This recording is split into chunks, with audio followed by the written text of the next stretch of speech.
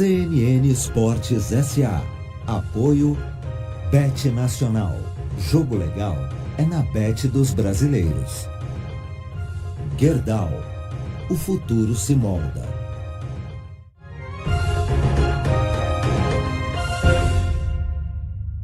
Olá, eu sou João Vitor Xavier e este é o CNN Esportes S.A. Toda semana um convidado especial para falar do mundo dos esportes e do mundo dos negócios. Hoje falamos de Belo Horizonte, da Arena MRV, casa do Galo Mineiro, com um campeão do mundo, Gilberto Silva, que pelo Atlético foi campeão da Copa Libertadores em 2013. Vamos relembrar um pouco da trajetória vitoriosa desse ídolo do Brasil, da seleção e também do futebol inglês. Gilberto Silva saiu de Lagoa da Prata, em Minas Gerais, para conquistar o mundo com a seleção brasileira. Revelado pelo América Mineiro, onde foi destaque, se transferiu para o Atlético no ano 2000. No Galo, deixou de ser zagueiro e se tornou volante. Em 2002, quando ainda estava no Atlético, foi convocado por Felipão para a Copa do Mundo e, ao lado de Ronaldo e companhia, conquistou o pentacampeonato com a seleção.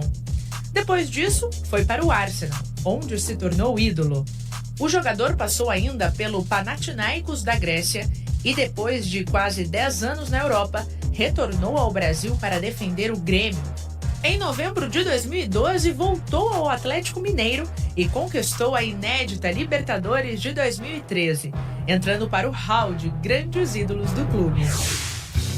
Gilberto Silva, prazer recebê-lo aqui na CNN, prazer revê-lo. Prazer meu, João. Faz um tempinho que a gente não se fala, né? Pois é, rapaz, estava com saudade de conversar com você, ouvir um pouquinho da sua inteligência e vou começar por um assunto que você conhece demais. Seleção brasileira. Foram 3 Copas do Mundo do Gilberto Silva, uma delas com o título mundial pela seleção em 2002. Eu quero saber de você o que está acontecendo com a seleção do Brasil, Gilberto. É um momento, acho que delicado nesses últimos anos da seleção brasileira, né? Principalmente pós-Copa do Mundo do Catar. Obviamente a pressão é muito grande, mas não é nada diferente do que já vivemos em outras ocasiões, né? Tanto é que para a Copa de 2002 a seleção passou por várias turbulências, foram acho que 3 a 4 treinadores no processo todo durante a campanha. Ficamos aí de 70 até 94, 24 anos, né? Sem ganhar um título. Imagina a pressão que esses atletas viveram na época. E agora estamos vivendo novamente. O que é importante nesse momento é que as pessoas, né, quem estiver ali, seja começando lá de cima, né, com o presidente, os dirigentes, os atletas que fizerem parte de cada jogo para a seleção, jogar, fazer o que tem que ser feito para que a seleção esteja bem representada, mas acima de tudo consiga os resultados que todo mundo espera. Ô Gilberto, há um questionamento muito grande nessa geração. Quando a gente pega o elenco do Brasil, você vê jogadores de qualidade. Rafinha, baita jogador, titular do Barcelona, baita ano. Vinícius Júnior vem aí de 2 conquistas de Liga dos Campeões da Europa. Rodrigo, titular desse mesmo Real Madrid, campeão. Você tem muita qualidade na seleção brasileira. Mas mesmo assim, há um questionamento muito grande do torcedor brasileiro com essa atual geração. Como é que você analisa essa atual geração e o que falta para essa geração na seleção se tornar vencedora? Talvez um dos maiores questionamentos, acredito que até está mais ligado a talvez a própria identificação da torcida com esses jogadores, principalmente dentro do Brasil, né? Uma grande parte deles saíram muito jovens ainda aqui do Brasil, jogaram um pouco nos seus clubes aqui no Brasil, e alguns até um pouco desconhecidos da torcida brasileira e hoje são na seleção brasileira, né? De repente passaram um pouco despercebido para muita gente. Talvez essa seja uma grande dúvida por parte de muita gente, mas, cara, acho que nós temos que talvez mudar a nossa percepção. Até porque eu, por exemplo, como brasileiro, como torcedor, jamais vou torcer contra o Brasil. Acho que nós temos que fazer a nossa parte, continuar dando apoio, acreditar que nós temos capacidade de reverter o jogo novamente, né? como você disse, né, João? Acho que nosso problema não é qualidade. Nós temos uma qualidade muito grande na seleção brasileira. Nós temos jogadores que estão jogando nas maiores ligas. Nós temos aí o Vinícius Júnior, Rodrigo, jogando um dos maiores clubes do mundo. Né, jogadores jogando na Premier League, no Campeonato Espanhol e outras ligas importantes. Então não é problema de qualidade. Eu acho que nós precisamos ter realmente uma equipe que consegue ter uma sequência de resultados.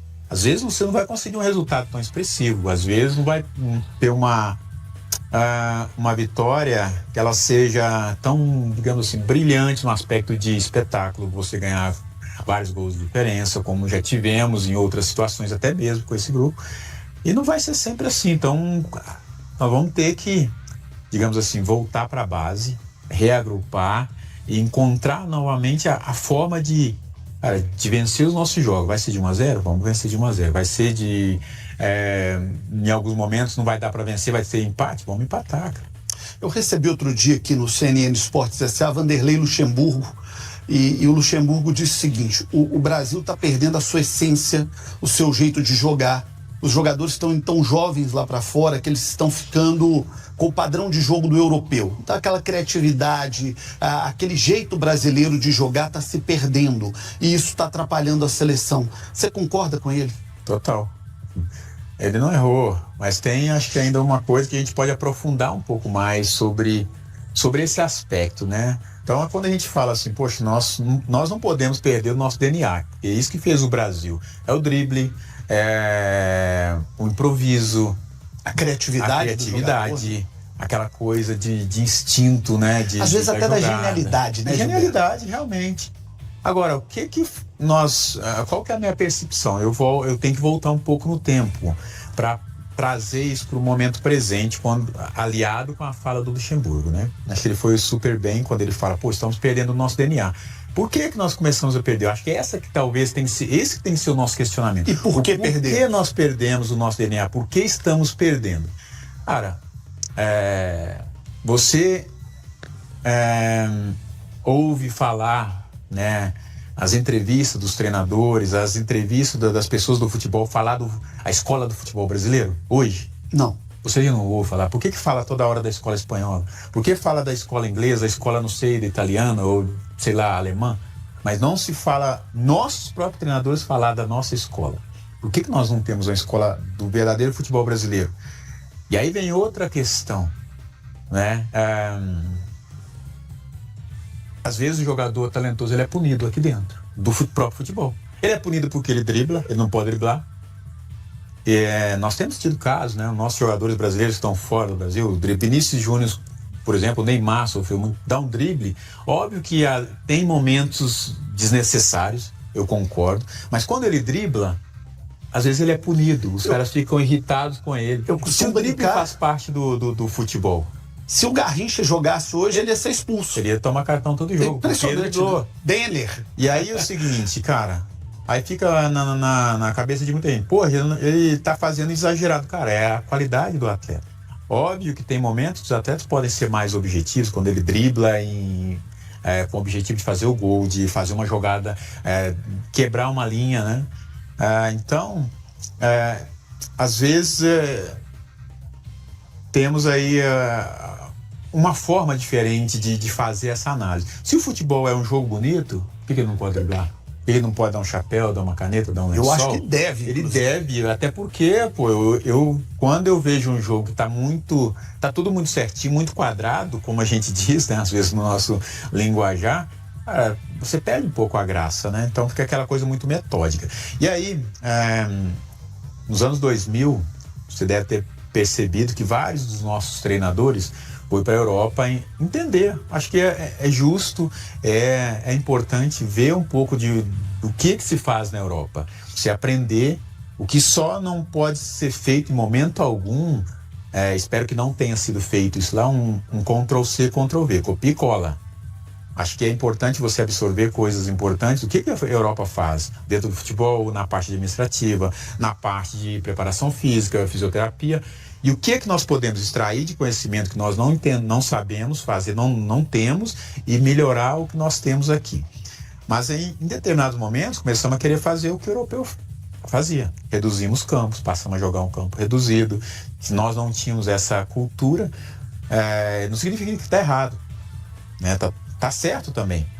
Mas daí a pouco começamos a falar, poxa, o futebol da Europa joga assim.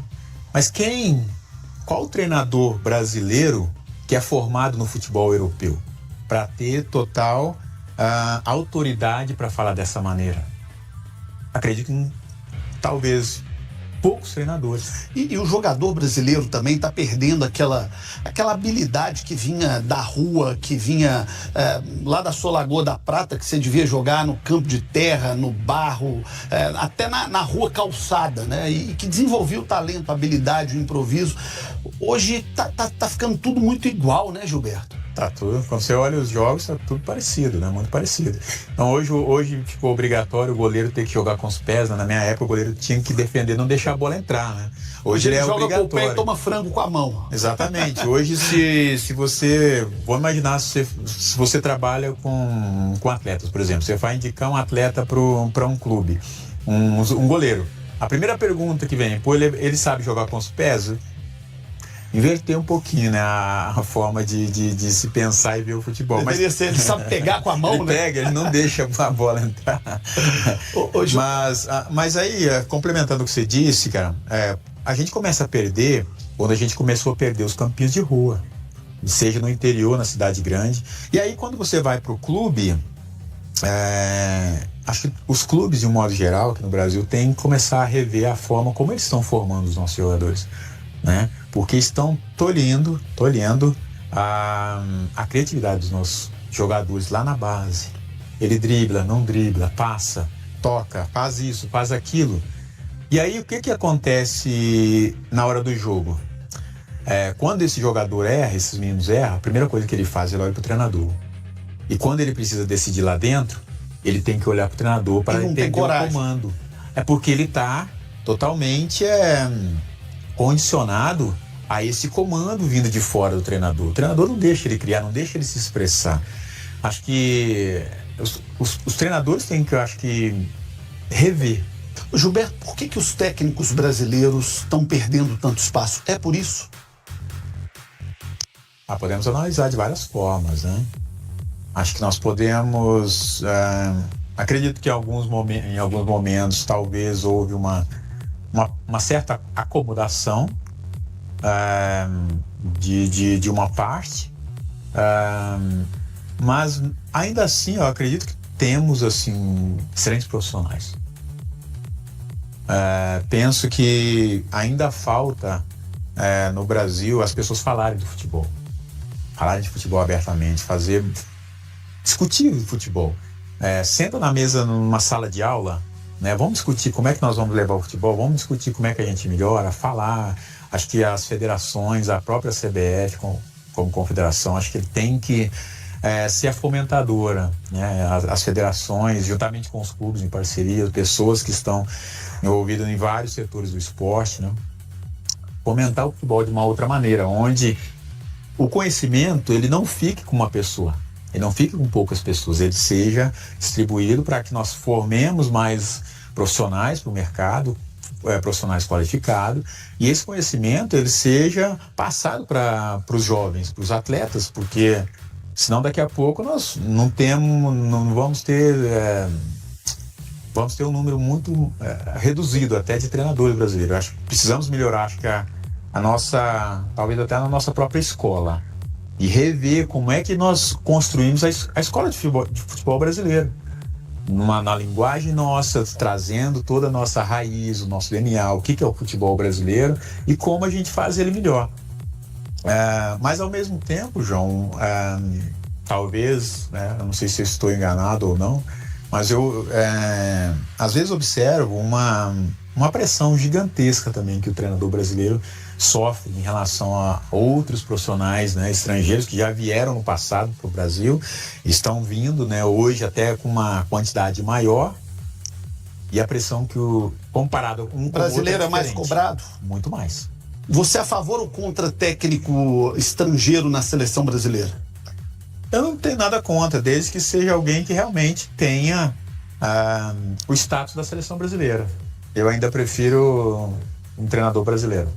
Dos brasileiros, quem que você gosta? Quem você vê aí hoje em condição de assumir a seleção? Talvez ninguém falou ainda do Rogério Ceni. Rogério Ceni, que está fazendo um bom trabalho. O Bahia já fez um trabalho anterior. Foi seu companheiro campeão do mundo na seleção. Do mundo, conhece a seleção brasileira. O Renato Gaúcho é outro que ficou em algum momento, né? Foi falado em alguns momentos para estar na seleção em alguma ocasião. E talvez hoje já não se fala tanto, né? Se for olhar em questão de trabalho, acho que o Roger tem feito um bom trabalho também. Do Inter, técnico do Inter. Exatamente. Então são 3 treinadores hoje, se a gente olhar o cenário dos treinadores brasileiros, que estão já há algum tempo na estrada, com uma experiência muito grande, bem rodados e com uma capacidade, por que não, de estar na seleção brasileira. Gilberto, voltando aqui para o futebol brasileiro, como já dissemos, estamos aqui na Arena MRV, Casa do Galo, sua casa, né? Você saiu do América para o Atlético e do Atlético para ser campeão do mundo pela seleção brasileira. Como é que você vive esse novo momento do Galo? Como é que você enxerga um Galo que virou SAF, que agora tem casa nova? Como é que você enxerga esse momento do Atlético? Bom, houve uma grande transformação no clube, né? Se a gente for olhar nos 20 anos, né? Vou fazer uma análise de quando eu cheguei no Atlético em 2000, é totalmente diferente, né? O Atlético, na época treinávamos na Vila Olímpica. Vila Olímpica, para quem não sabe, é um clube de lazer do Atlético, né? Onde tem lá o cara da piscina, o cara da natação, o cara da pelada. Exato. Quem dividiu o campo com o peladeiro, né, Gilberto? Exatamente.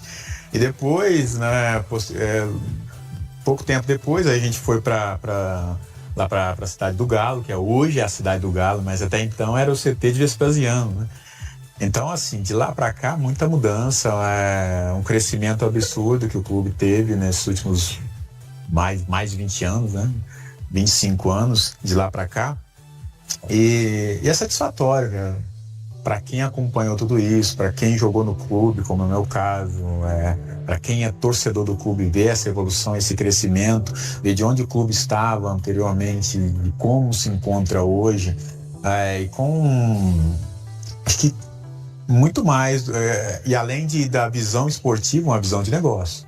Então, quando eu vejo toda essa estrutura, tudo que existe, né, tem acontecido nos últimos anos em relação ao clube, o clube ele avançou no aspecto esportivo, mas também no aspecto de negócio do futebol, dentro do futebol, de infraestrutura. Podemos comparar hoje o Atlético com se o Atlético hoje sai do Brasil com toda a estrutura, está na Europa, ele é considerado um dos maiores clubes em termos de estrutura do futebol europeu e mundial, pode se colocar dessa forma. Mas mesmo estando aqui, podemos colocar o Atlético numa condição bem privilegiada no mundo do futebol. Tá fazendo bem pro futebol brasileiro, a SAF? Acho que nós tivemos aí uma primeira onda, né? Onde o Atlético se transformou em SAF, e eu acho que olhando de fora, de certa forma, com minha forma de pensar, já imaginava que fosse acontecer da forma como aconteceu. E eu acho que até justo da maneira como aconteceu. Acho que quem está aqui hoje no clube são as pessoas que todos esses anos acompanham, investem no clube, são participativos. Então já era, na minha visão, de se esperar que isso acontecesse com as pessoas que estão envolvidas dentro do processo. Tem uma visão, acho que de muito ampla em relação ao que eles querem realmente, tem uma total clareza. E nós tivemos situações ou outras que têm sido positivas. Acho que o Botafogo está começando a colher os resultados, está se estruturando cada vez mais. Mas tivemos também algumas outras situações que faz com que outras equipes comecem a ter um cuidado maior, né? Que é o caso do Vasco, por exemplo, né? O Vasco teve um primeiro momento onde acho que a primeira leva, né, é a questão da necessidade. Salvação, eu preciso salvar para respirar, eu preciso de um oxigênio. Acho que agora os clubes estão mais cuidadosos, não querer fazer apenas porque precisa do dinheiro. E isso é importante.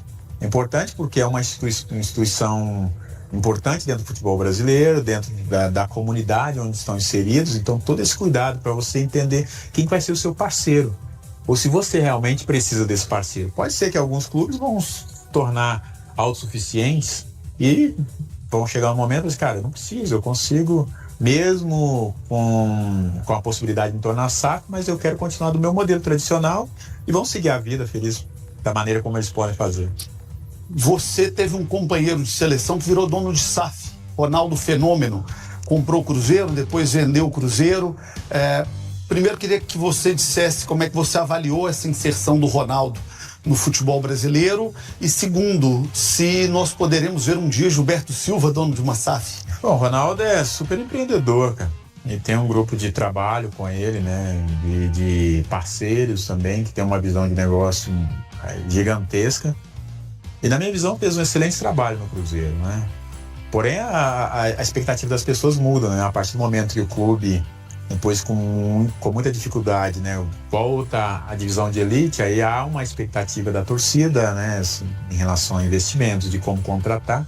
Mas o cuidado que ele sempre teve, eu acompanhando à distância, é fazer com que o clube comece a ser autossustentável. E às vezes para quem acostumou no passado ver o Cruzeiro vencendo, conquistando títulos, né, talvez não era suficiente. Mas eu acho que ele fez um bom trabalho, tá agora quebrando cabeça também lá no Valladolid, que acabou de cair. É um outro desafio que ele tem, mas acredito que o exemplo dele, né, de se tornar dono de um clube já tem acontecido. Outros atletas, ex-atletas estão tomando essa posição, entrando, querendo não só participar, né, dentro de campo, mas também serem protagonistas lá de fora, com a experiência que eles têm, com o network e a visão do futebol como negócio, do que ainda pode ser melhorado. Falar no Ronaldo, queria pedir para colocar essa imagem na tela.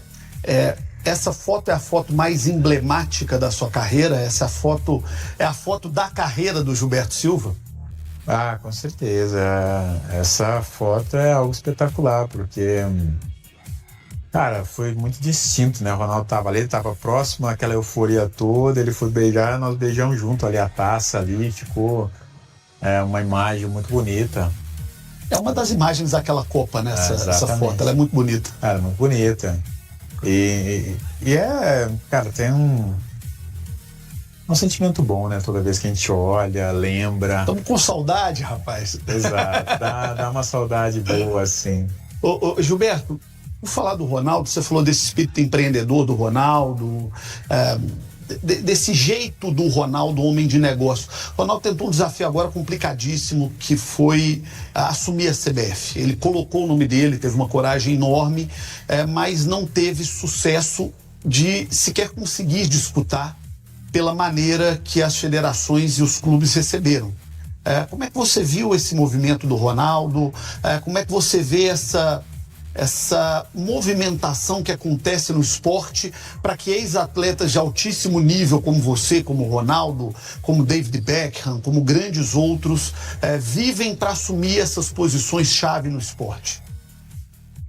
Olha, eu penso que o desafio para você chegar a um cargo como esse, né, dentro da CBF, dentro de qualquer outra federação, o processo não é tão simples, pelo menos assim, eu não sou o grande conhecedor de todo esse processo, mas ele existe um caminho para você chegar até lá. E até você, né, você precisa de tempo para conseguir isso. Agora, isso obviamente abre, né, com essa tentativa do Ronaldo de ter a possibilidade de concorrer a esse cargo. Acho que precisa abrir, a cabeça das pessoas para o debate. Por que o Ronaldo quer se tornar presidente da CBF, ou talvez no futuro de alguma federação? Será que não existe outra maneira onde possa haver espaço para que outros profissionais qualificados, né, ou outros profissionais possam concorrer? Por exemplo, dentro de um clube de futebol, ela funciona, a mecânica eu acho que é um pouco diferente. Então, acho que tem que ser, estudado. Não pode se ignorar, até porque nós estamos falando do Ronaldo, um cara que tem uma experiência. Agora, para mim, acho que só fica uma forma, assim, uma análise, né? Da maneira como o Ronaldo, né, preparou todo o plano dele para poder apresentar para as pessoas. E se as pessoas realmente quiseram ou não recebê-lo. Fica sempre um questionamento. Eu vi algumas falas dele, uma entrevista que ele deu, vi algumas coisas, mas a gente não sabe realmente os bastidores. Mas eu acho que uma situação como essa tem que haver uma discussão mais profunda, um diálogo maior, nesse sentido que será que o processo que nós estamos, ele tem que ser mantido ou não cabe ser modificado para que outros profissionais também tão qualificados quanto os que já tiveram ou vão estar nessa posição, poder estar como presidente da instituição. Acho que, se falando do futebol, de um esporte democrático, nós temos que estar abertos para isso também, essa discussão. Gilberto Silva, campeão do mundo, nosso convidado de hoje no CNN Esportes S.A. Daqui a pouquinho eu quero falar com ele sobre Premier League, ele que foi ídolo num dos grandes clubes da Inglaterra, falar com ele sobre o que temos para aprender no futebol brasileiro com a liga mais famosa do mundo. Agora está na hora do Giro S.A., as notícias do esporte no Brasil e no mundo, no oferecimento de Gerdau, o futuro se molda. Vamos lá.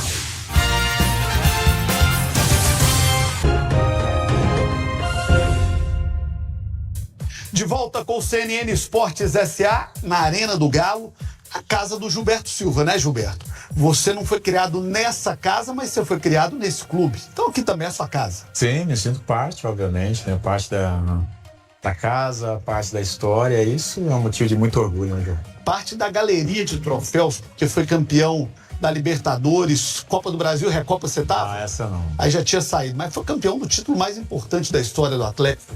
Voltei num momento importante, né? Importante, acho, da história do clube, fazer parte de um momento histórico.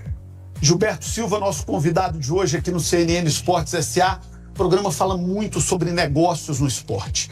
E nunca tivemos um programa aqui em que a Premier League não fosse citada por atletas, ex-atletas, dirigentes, técnicos, empresários, personalidades do mundo do futebol. A Premier League sempre é a grande referência. E você viveu profundamente a Premier League pelo Arsenal. O que a gente tem que aprender com a turma da rainha? Agora do rei, né? Trabalhar junto, cara. A gente não trabalha junto no futebol, né? Se formos analisar o que acontece, né, no nosso futebol, assim como em outras áreas da sociedade, nós temos entendemos que precisamos melhorar, entendemos que temos as nossas dificuldades, as necessidades, mas quando precisa agir, eu olho o meu umbigo, você olha o seu, o outro olha o umbigo dele, e não conseguimos encontrar o que funciona para todo mundo. Um exemplo clássico disso hoje temos 2 ligas. Impressionante. Não conseguimos formar uma liga, né? A partir do momento que os clubes entenderam a importância de se criar uma liga, por que nós temos 2? Nós precisamos ter 2. Se uma é mais que o suficiente, por que não encontramos um caminho? E agora temos um grupo de um lado, um grupo do outro, e agora estão discutindo para se juntarem. Por que não fizeram isso desde o início, cara? Então acho que nós precisamos, acho que acima de tudo, nesses momentos de discussão, quando você pensa em melhorar o que existe para o bem comum, acho que o ego precisa baixar das pessoas. Ninguém tem que se colocar maior do que ninguém nesse momento de discussão, clube A, B ou C. Acho que você é adversário dentro de campo, mas lá de fora você trabalha em conjunto com o bem comum, onde o clube, né, que tem menos torcida, tem menos capacidade financeira, vai ter condições de disputar de igual para igual com outro clube. Porque senão, se eu me considero maior, você se considera maior, nós queremos a receita toda para nós e o restante. Esse abismo, ele é possível ainda de ser alcançado pelo futebol brasileiro, Gilberto? Se entendermos o jogo, sim. Mas só precisamos entender o jogo e jogar junto. Cara, nós temos um país apaixonado com futebol, nós temos um país... Imagina, qual que é a diferença de população da Inglaterra para cá? Ela é gigantesca. Nós temos um país com mais de 200 milhões de pessoas. Obviamente, nós temos que levar em consideração que temos uma desigualdade social gigantesca, mas consumidores nós temos do Iapoca ao Chuí, que consome futebol de alguma forma, seja ainda no estádio, no streaming, na TV, no rádio, e comprando camisa, comprando boné. E é isso também nós temos que atentar. Por quê? Hoje o futebol europeu, ele está também inserido aqui no Brasil. Meninada torce para os times da Europa hoje. Eles estão vendendo muito produto. E por que nós estamos perdendo espaço para eles? Cara, porque eles embalaram o produto.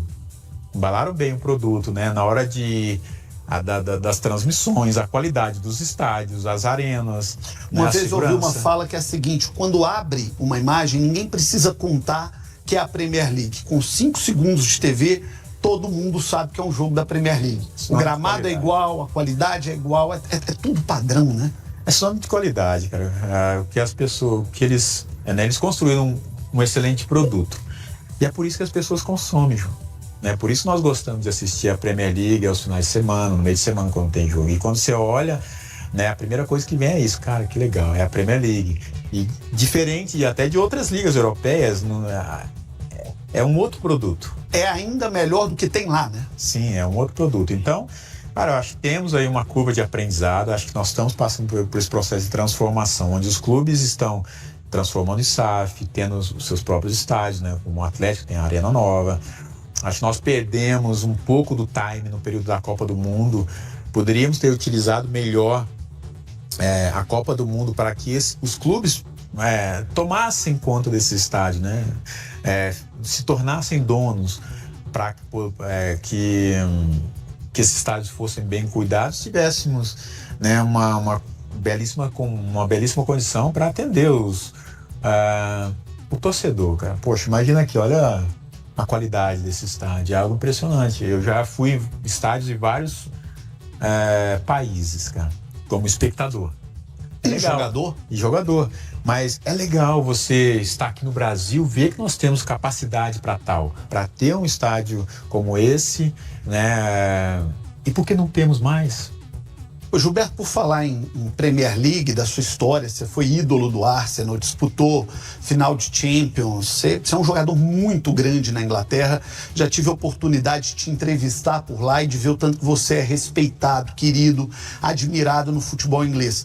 Tão admirado que agora você virou um homem do showbiz, né? Você agora também é apresentador de TV, está nos canais Disney, na ESPN, com um produto especial com seus companheiros de Premier League, com grandes nomes, grandes jogadores da história. Queria que você contasse um pouquinho desse projeto e como é que está sendo a vida agora de apresentador de TV. Bom, tem me arriscado, João. Não tem essa qualidade bem, sua, viu? Não tem essa qualidade. Muito. Quem dera eu tivesse no futebol a sua qualidade, Gilberto. Mas, cara, tem sido...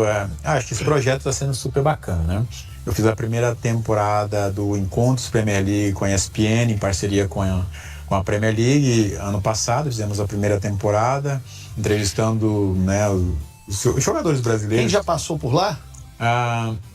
Na temporada passada foi com o Thiago Silva, o William, Bruno Guimarães, deixa eu ver quem mais. Tem mais 2 aqui, Casemiro e Alisson. Só craques. Só craques. Jogadores de peso, né? Importantes dentro da Premier League e também para nós aqui, né? Representando bem. E agora vai começar a próxima temporada, né? Já estão anunciando, foi feita todas as gravações. Então ela tem um formato diferente. São 3 jogadores, com João Pedro, Joeliton e Matheus Cunha, desculpa. E 2 treinadores, com o Pep Guardiola e o Arne Slot. Como técnico, o Guardiola é um monstro. Mas se fosse no paro ímpar, no volante, eu escolhi o Gilberto Silva. Obrigado, João. Tô com moral, João. Obrigado, João. Ô, Gilberto, falando um pouquinho sobre essa nova oportunidade na sua carreira, essa nova frente do Gilberto Silva, você sempre foi um cara muito tímido, né? Como é que foi vencer a sua timidez para se tornar um homem de TV, pô? É uma construção. Assim como foi a minha construção dentro do futebol, como atleta, né? No momento, acho que assim, eu sempre, ainda no período de atleta, né? Eu sempre olhava para frente para ver como é que seria depois, né? Eu tinha essa preocupação. Poxa, e quando eu parar? Até porque você vai crescendo dentro do futebol e vai vendo a geração anterior à minha, né? Ou 2 gerações, como foi o processo deles. Então eu já pensava de como eu gostaria de estar no futuro. Então quando eu parei de jogar futebol profissional, cara, eu fui estudar, fui fazer curso. Você estudou o quê? Estudei oratório, como falar em público, eu fui estudar negócio no futebol, sou formado em gestão esportiva pela UEFA, com objetivo, né, na época eu tinha um pensamento de me tornar um diretor de futebol e fui diretor de futebol no Panathinaikos por um período. Já recebi convites no Brasil, né, alguns convites e pode então ser eu fui preparar. Pode ser um espaço a ser não é descartado. No momento eu estou em outro processo, né? Hoje eu trabalho com gestão de carreiras de atletas, né? Sou embaixador da FIFA, do Arsenal, sempre com trabalhos com eles.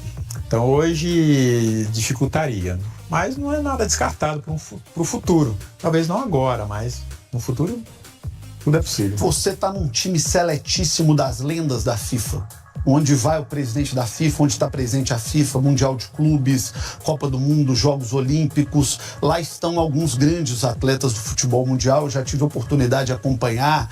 E aí você tem Ronaldo, Gilberto Silva, Rivaldo, Kaká, Bebeto, craques internacionais, como David Beckham, como, me ajuda aí, quem mais? Como Drogba, tantos e tantos craques do futebol mundial. Como é que é ser uma lenda da FIFA?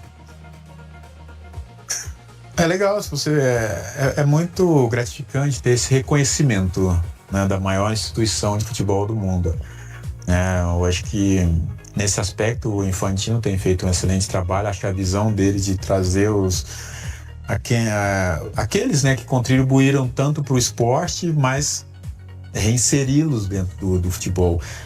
Fazer com que a gente continue jogando em outro campo, mas jogando e contribuindo ainda com o futebol. Tenho certeza que a experiência de cada um que está ali nesses momentos, né, junto com ele, contribui muito com o futebol. Nós temos ainda, apesar que estamos nos bastidores, mas um potencial gigante para poder contribuir com o futebol. Para um menino que plantou e colheu cana, para um menino que trabalhou numa fábrica de bala, tá certo? Ser hoje uma lenda da FIFA aquece o coração?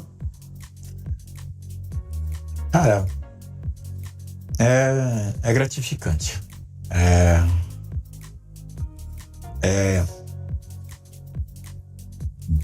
motivo de orgulho, né?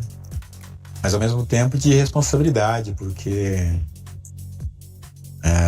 cada oportunidade que eu tenho... Tá cheio d'água, hein? Porque é difícil falar disso, né? Quando a gente tem que falar da gente, sem lembrar de onde eu vim, né, João? É difícil não lembrar dos meus pais, das minhas irmãs, de onde eu saí, da minha pequena vila, que não existe mais, da Vila Luciânia, onde eu cresci jogando futebol na rua, na escola, com os amigos, né? Me apaixonei por uma bola de futebol e que essa bola se tornou minha companheira de vida e que transformou a minha vida. Transformou hoje eu poder dar oportunidade para os meus filhos, contribuir com a minha família, contribuir com as pessoas que talvez nem me conhecem, mas através do futebol, através dos meus ensinamentos, de alguma forma, uma palavra, um abraço, uma assinatura, um autógrafo, uma foto, ter me tornado cidadão do mundo com uma probabilidade de menos, sei lá, 1 milhão, né, e ter chegado onde eu cheguei. Então, acho que acima de tudo é ser grato, cara. Acho que olhar para tudo isso é ter gratidão a Deus, a todas as pessoas que contribuíram comigo, estão comigo nessa jornada, né? Tem um que está aqui do lado, que é o Paulo, há muitos anos, que eu tenho uma gratidão imensa por ter se tornado assim Um cidadão do mundo, um vitorioso, né, Giba? Acho que todas as pessoas, né, que passaram pela minha vida me ensinaram, me ajudaram muito. Giba, parabéns por tudo, Obrigado. parabéns por essa carreira incrível, por essa história vitoriosa e por tudo que você construiu, por hoje ser um pensador do futebol brasileiro, um cara super respeitado no futebol mundial, no futebol europeu, por onde você passa. Obrigado pela entrevista. Eu que agradeço, um prazer. Gilberto Silva, campeão do mundo pela seleção brasileira, um craque em campo e um craque também fora de campo. Nosso entrevistado de hoje no CNN Esportes SA, no oferecimento de Gerdau, o futuro se molda. Obrigado pela sua audiência. Domingo que vem tem mais.